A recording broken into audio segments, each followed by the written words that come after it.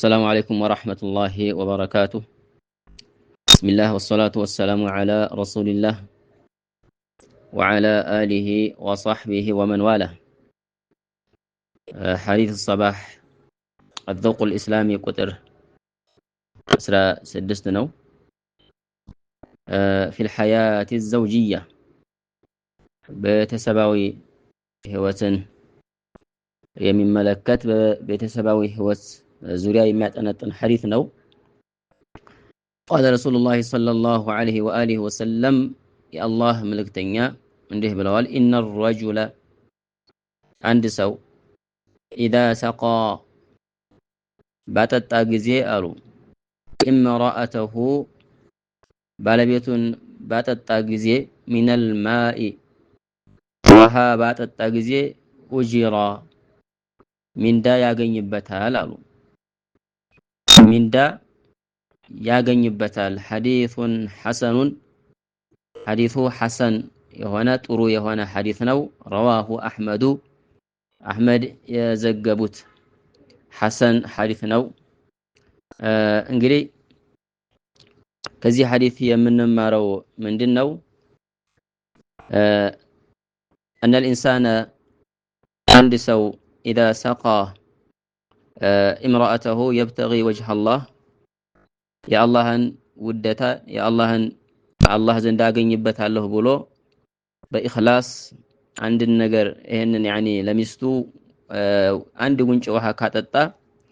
فانه يثاب عليها ይሄን በማረጉ አላህ ሚንዳ ይሰጠዋል حتى እነዚህኛ ቀላል ነው ብለን የምናስባቸው የምናያቸው ያንዳንዱ መልካም ተግባሮች አላህ ዘንዳ ትልቅ ሚንዳ እና ደረጃችንን ከፍ ያደርጉልን ይችላሉ النفقات على الاهل وعلى الزوجه بل وعلى نفسه ለራሱ እንኳን የሚያረገው ወጪ اذا ابتغى بها وجه الله يا اللهን ውደታ ካሰበና ያ አላህን ውደታ ካገኝበታለሁ ብሎ ንያ ኢኽላስ ካለው اثابه الله عليها الله سبحانه وتعالى ሚንዳ ይሰጠዋል እንግዲህ ከዚህ ምንድነው ዋናው ቁም ነገር انه ينبغي للانسان ان يستحضر نيه التقرب الى الله الله ዘንዳ መቃረብን ሁሉ ጊዜ ማሰብና መዘንጋት የለበትም في كل ما ينفق حتى يكون له في ذلك اجر ከአላህ ዘንዳ ሚንዳ ያገኝ ዘንድ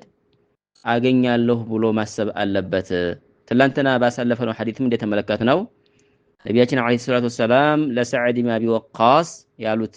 ትላንት አሳልፈናል ኢነከ ለን تنفق نفقة እንደነ መጽዋት አትመጸውትም تبتغي بها وجه الله አላህን ውደታ በመሻት إلا أجرت عليها ብለውታል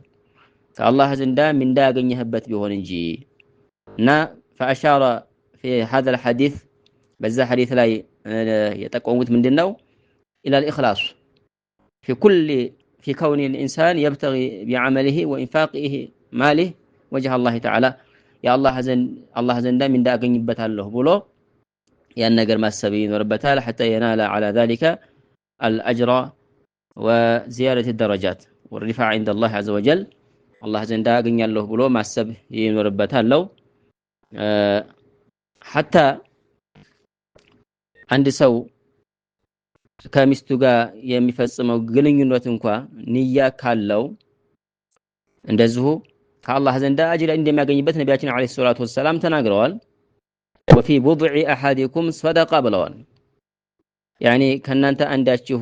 ወሲባዊ ስሜቱን በማርካቱ ሚንዳ ያገኛል ወሲብ በመፈጸሙ ሰደቃ ይሆንለታል ብለዋል እና ከሷሃቦቹ አንዱ ጠየቃቸው فقال يا رسول الله አሉ يا الله ملكتኛ ሆይ አያቲ احدنا شهوته ويكون له فيها اجر ከኛ አንዳችን ስሜቱን በማርካቱ ሚንዳ ያገኛልን ሲሉ ጠየቁ